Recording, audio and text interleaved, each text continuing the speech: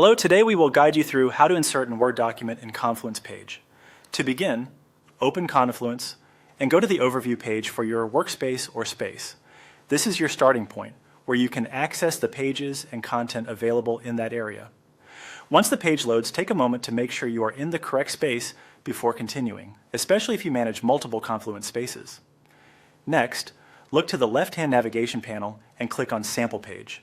This will open the page where you want to place the Word document. If you do not immediately see the page, check the page tree in the navigation area and select it from there. Opening the correct page first is important because the document will be added directly into that page's content. After the page opens, move your attention to the top toolbar. In the editing controls, click on the Add Image option. Even though the label may sound like it is only for images, this option can also be used to upload files to the page, including Word documents. This is a useful detail to remember if you are adding supporting files and not just visual content. When the upload window appears, click. Choose a file. This will open your computer's file browser so you can locate the document you want to insert. If your document is stored in a specific folder, navigate there carefully and confirm that you are selecting the correct Word file before proceeding.